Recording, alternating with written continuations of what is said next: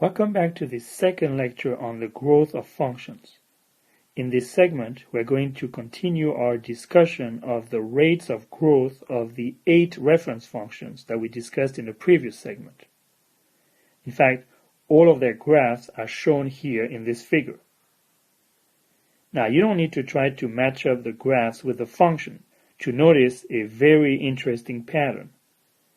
In particular, notice how there are really two groups of functions. These ones and those ones. And that is really the most important take-home message of this segment. So we'll spend the rest of the segment discussing the significance of this pattern. But first, we need to make sure we all agree on the specific meaning and setup of the graph. So the values of n are represented on the x-axis. So n increases from left to right. On the y-axis are represented the values of the reference functions, which increase from the bottom up. Now the other thing to notice is the scale that I used for this graph. Typically when you go up by one tick on any axis, say from here to here, the value goes up by a constant. So you would go from 1 to 2 to 3 to 4, 5, and so on. In contrast here, notice every time I go up by one tick, I multiply the previous value by 10. So from 1 I go up to 10, from 10 to 100, 100 to 1000. So even though the width of these units are the same, here it corresponds to an increase by 90 and here to an increase by 900. This is called a logarithmic scale, because what happens is at every tick you multiply the previous value by a constant, in this case by 10. Notice I also used a logarithmic scale on the x-axis, since for this tick, for example, I go from 1 to 10 and then from 10 to 100 and so on. This kind of graph or figure where the two axes use a logarithmic scale are called log-log plots or log-log graphs. And the reason I use a log-log plot is simply the fact that they make it easier to show the general behavior of the functions, even when these functions take on a very large range of values, like from here, from 1 to a very large number. So these are the particular settings for this particular set of graphs. Let me now label each graph with the name of the reference function that it represents. You can check this by looking at the number in the previous table. So the lowest or the slowest growing function is log n. The next one is n, then n log n squared, n cubed. Notice we're following the order of the columns in the previous table from left to right. Next come 2 to the power n, 3 to the power n, and n factorial. Now the first observation we made in the previous segment was that every one of these reference functions is strictly increasing, which you can check easily on these graphs. The second observation, though, which was more important, was that not only they are all increasing, but they are increasing at different rates. And remember when we moved from left to right through the columns of the table, we argued that the functions had higher and higher rates of growth when n gets larger. So you can notice that here in this set of graphs, say, pick a value of n that's large enough, maybe somewhere larger than 10 here. Now draw a vertical line and notice the order in which you cross the graphs for each of these functions is in the same order in which the functions were listed in the columns of the table. Log n, log n squared, n cubed, 2 to the n, 3 to the n, and then factorial n. So what this is showing, at least graphically, is that every function here grows faster than the previous function. But really the remarkable property of this function that we need to emphasize here is the fact that even though all of the functions are growing, some of them are growing much faster. And of course here I'm talking about these three functions here. These are called the exponential functions, in particular those two, because n again is the exponent in the expression for the function. Now what we mean by exponential function are all these specifically called exponential function and all the ones that grow faster than them, including n factorial.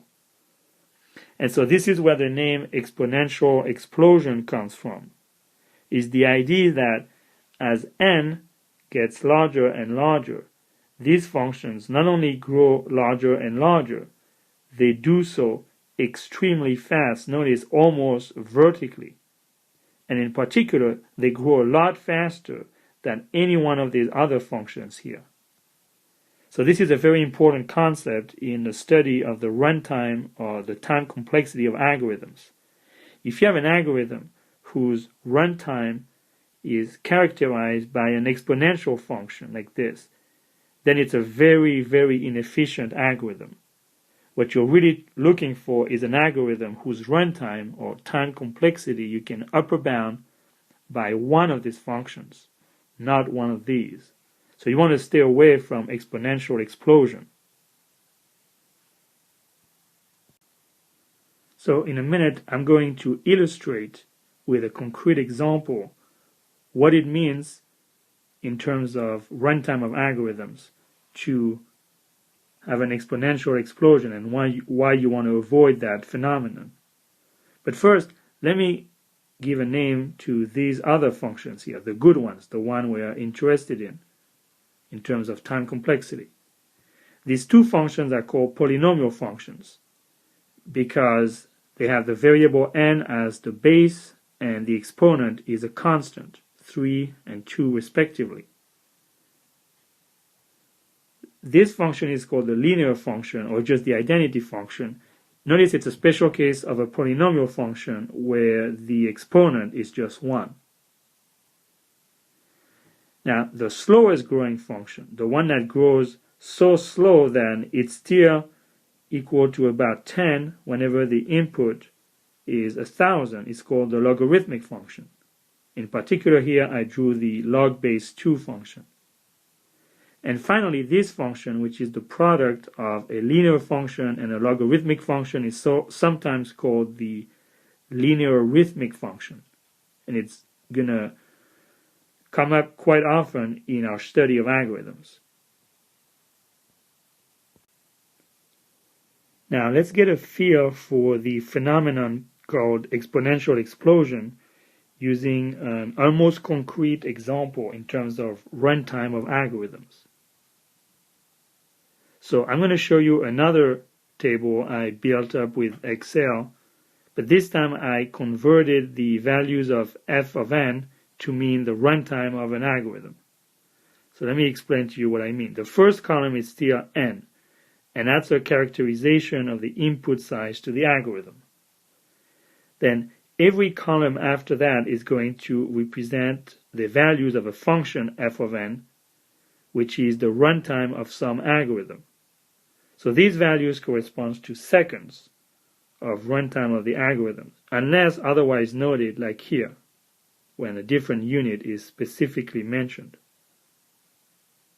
So, how can I compute the runtime of an algorithm in terms of seconds?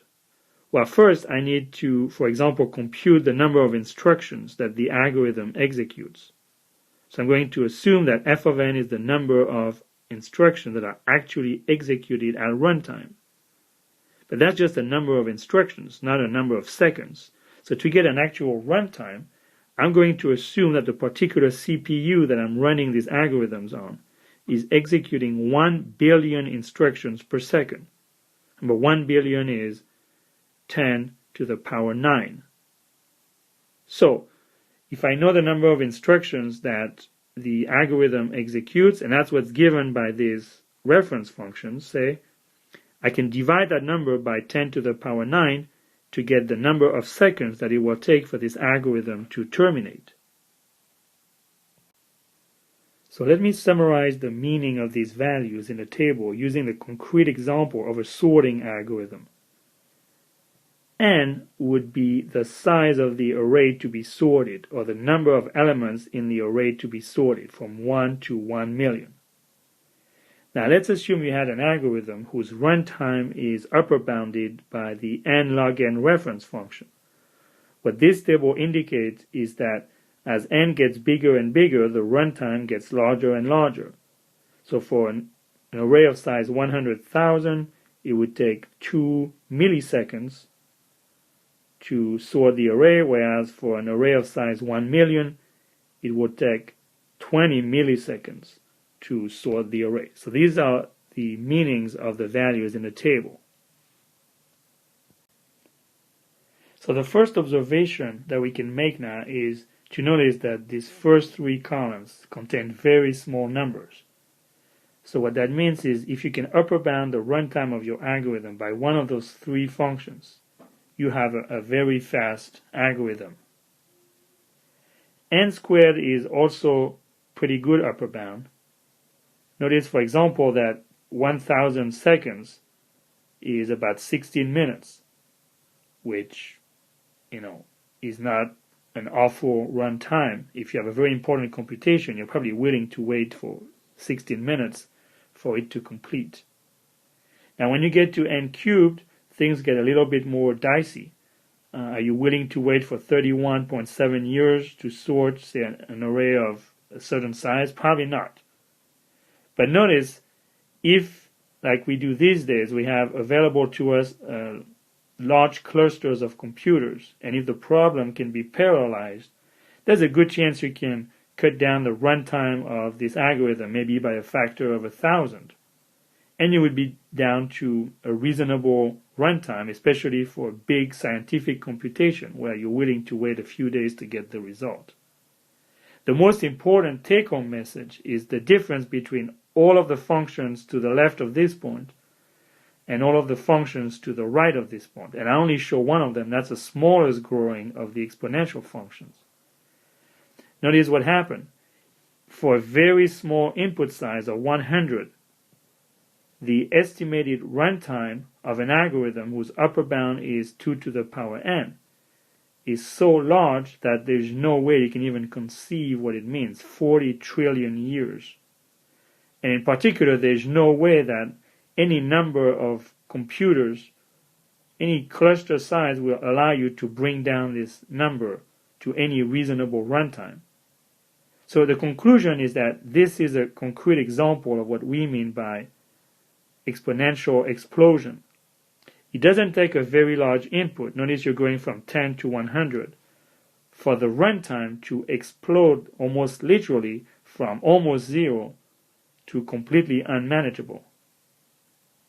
So, of course, 3 to the power n would grow even faster, and n factorial grows even faster. So this is the take-home message here, is that the acceptable upper bounds on the runtime of algorithms are polynomial functions with low degrees, or even better, linear arithmetic functions, linear functions, and logarithmic functions. Exponential functions are completely unacceptable.